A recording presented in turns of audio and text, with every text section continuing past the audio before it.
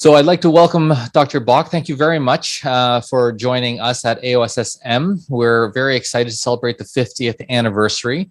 And for the 50th anniversary, we want to recognize the top article at AJSM in 2003, which is titled Arthroscopic Anterior Cruciate Ligament Reconstruction, a meta-analysis comparing patella tendon and hamstring tendon autografts. Thank you, Dr. Bach, for joining me. We just want to start off by asking, why did you perform this study? Well, there are always periods of time where there are controversies in orthopedics and specifically sports medicine. During that time period, one of the issues was which graft was superior. And there were advocates of patellar tendon, advocates of hamstring grafts, speaking specifically about autografts, not allografts. And that was the main reason for assessing these two grafts in the study. Wonderful. So what is the biggest impact your paper has made on the field of sports medicine? Well, I don't know if it really had the biggest impact, but I think it verified a few things. First of all, both grafts are excellent grafts, and they have stood the test of time. There are advantages and disadvantages of each graft, as the study demonstrated. I think overall in the study we noted, at least in this meta-analysis, that the patellar tendon autografts had a little longer period of follow-up compared to the hamstrings. Obviously the hamstring is a strong graft, and at time equals 0 it's stronger than the patellar tendon. The problem is from a fixation standpoint, and one of the issues that we noted in the study was that hamstrings can be fixated with multiple fascias, screw and post, staples, extracortical fixation with endo buttons and or interference screws, whereas the majority of those who perform a patellar tendon ACL surgery are using interference screws. So there you have apples compared to oranges, and then there are different types of oranges. But the failure rate was a little higher in the hamstrings. In terms of the patellar tendon, there was a little higher incidence of peripatellar pain.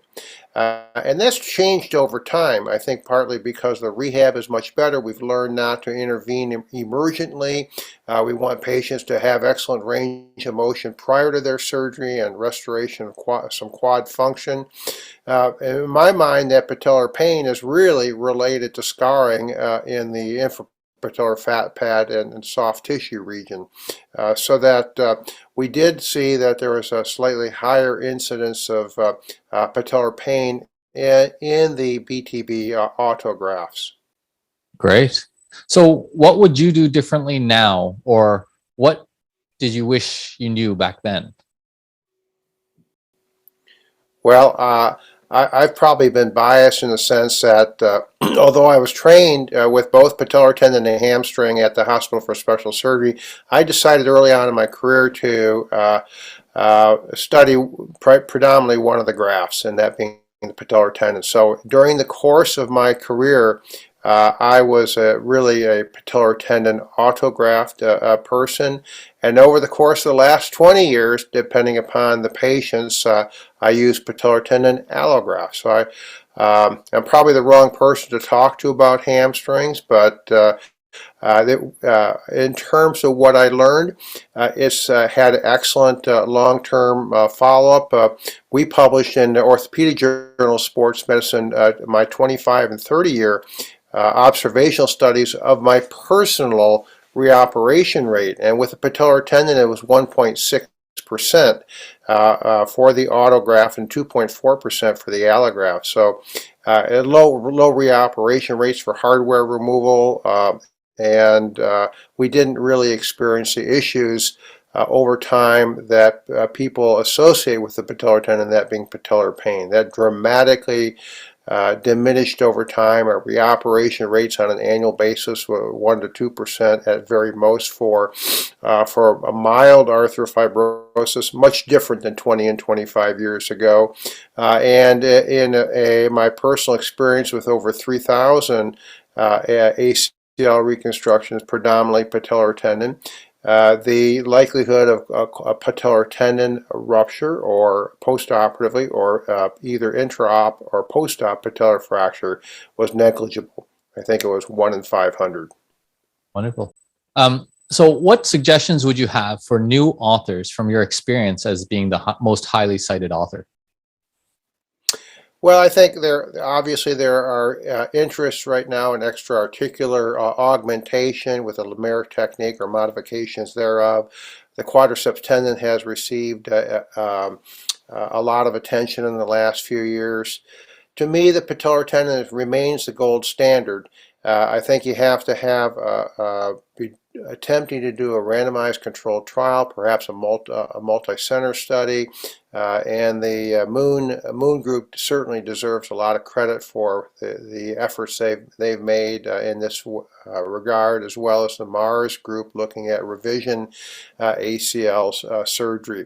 So I think the bottom line is knowing what your questions are going to be in advance, perhaps consulting with an epidemiologist or biostatistician in advance to know that you're asking the right questions, what your power analysis might be, what statistics would be appropriate, and then conducting a randomized controlled trial. And there's still a lot of questions. We've gone this whole period during my career from saying or asking the question, well, should the ACL be reconstructed? And if the ACL was reconstructed, should it be done in an open procedure versus an arthroscopic procedure? And should the patient have the knee immobilized or begin some form of motion? And if you use some form of motion, was it all right to allow complete extension or matched hyperextension? And what about closed versus open chain rehabilitation? The types of fixation, the issues with auto versus allografts, and with regards to allografts, irradiated versus non-irradiated grafts. So there are always important questions as we advance our care of the ACL injured patient. Thank you very much for those words of wisdom. I'm sure our viewers will be very glad to hear that. Congratulations again.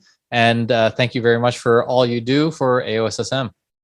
My pleasure. Thank you for inviting me to speak.